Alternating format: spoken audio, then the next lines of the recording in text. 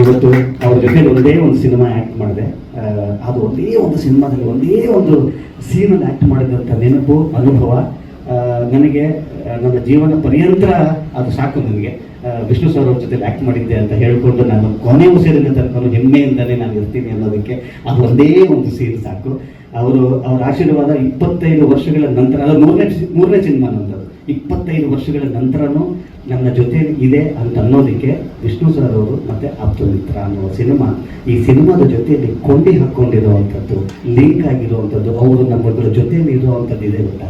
ಇದೇ ಸಾಕ್ಷಿ, ಅವರ ಆಶೀರ್ವಾದ 25 ವರ್ಷ ಆದರೂ ಕೂಡ ನನ್ನ ಜೊತೆಯಲ್ಲಿದೆ ಅಂತ ಅನ್ನೋದಕ್ಕೆ ಇವತ್ತು ಹೆಮ್ಮೆಯಾಗಿ ಹೇಳ್ತೀನಿ.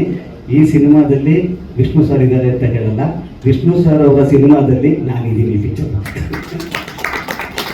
ಅವರು ಇರುವಂಥ ಸಿನಿಮಾದಲ್ಲಿ ನಾವಿದ್ದೀವಿ ಅಂತ ಅನ್ನೋವಂಥದ್ದು, ಇದನ್ನು ಒಳಗಡೆ ತರುವಂಥದ್ದು, ಇನ್ಕಾರ್ಪೊರೇಟ್ ಮಾಡುವಂಥದ್ದು ಎಷ್ಟು ಜವಾಬ್ದಾರಿ ವಿಚಾರ ಅಂತಂದರೆ ಈ ಶೋಲ್ಡರ್ಸಿಗೆ ಮಾತ್ರ ಗೊತ್ತು. ಒಂದು ಸಣ್ಣ ಮಿಸ್ ಹೊಡೆದ್ರೂ ಕೂಡ ಎಂಥ ದೊಡ್ಡ ಪ್ರಪಾತ ಅದು ಅಂತ ಅನ್ನುವಂಥದ್ದು. ಯಾಕಂದರೆ ಇದನ್ನು ಅವ್ರನ್ನ ಹೇಗೆ ಬೆಳೆಸ್ಕೊಂಡಿದ್ದಾರೆ ಅಂದರೆ ತುಂಬ ಗೌರವಪೂರ್ವಕವಾಗಿ, ಭಕ್ತಿಪೂರ್ವಕವಾಗಿ ಬೆಳೆಸ್ಕೊಂಡಿದ್ದಾರೆ. ಅವರಿಗೆ ಎಷ್ಟು ಥ್ಯಾಂಕ್ಸ್ ಹೇಳಿದ್ರು, ಆ್ಯಕ್ಚುಲಿ ನಿಮ್ಗೆ ಎಷ್ಟು ಥ್ಯಾಂಕ್ಸ್ ಹೇಳಿದ್ರು ಸಾಕು ಸರ್. ಅವರು ಬೇರೆಯಿಂದಲೇ ನಮ್ಗೆ ಆಶೀರ್ವಾದ ಇದೆ ಅನ್ನೋದಕ್ಕೆ, ಇವತ್ತಿಗೂ ಕೂಡ ಈ ಸಿನಿಮಾ ಚೆನ್ನಾಗಿ ಹೋಗ್ತಾ ಇದೆ ಅನ್ನೋದಕ್ಕೆ ಇವರೆಲ್ಲರ ಆಶೀರ್ವಾದ, ಇವರೆಲ್ಲರ ಅನುಗ್ರಹನೇ ಕಾರಣ. ಮತ್ತೊಮ್ಮೆ ನಿಮ್ಮೆಲ್ಲರಿಗೂ ಕೂಡ ಈ ಸಿನಿಮಾನ ಕೈ ಹಿಡಿದು ಅಪ್ಪುಕೊಂಡು ಈ ಸಿನಿಮಾನ ಹಿಂಗೆ ಎತ್ತು ನಿಮ್ಮ ಮೊಡಲಿನ ಮೇಲೆ ಇಟ್ಕೊಂಡಿದ್ದೀರಿ. ಇದೆಲ್ಲದಕ್ಕೂ ಇದನ್ನು ಬರೀ ಥ್ಯಾಂಕ್ಸ್ ಹೇಳೋದಕ್ಕೆ ಅಷ್ಟೇ ಬಂದಿರೋದು. ನಾನು ಇಲ್ಲಿರೋರು ಯಾರಿಗೂ ಥ್ಯಾಂಕ್ಸ್ ಇವಾಗ ಹೇಳಕ್ಕೆ ಹೋಗಲ್ಲ, ಯಾಕಂದರೆ ಅರ್ಧ ಗಂಟೆ ಬೇಕು ನಮ್ಗೆ ಒಬ್ಬೊಬ್ಬರಿಗೆ. ಇವತ್ತು ನಮ್ಮವ್ರಿಗೆ ಥ್ಯಾಂಕ್ಸ್ ಹೇಳೋದಕ್ಕೆಲ್ಲ ಬಂದಿರೋದು, ನಿಮ್ಗಳಿಗೆ ಥ್ಯಾಂಕ್ಸ್ ಹೇಳೋದಕ್ಕೆ ಬಂದಿದ್ದೀನಿ. Thank you so much. Thank you.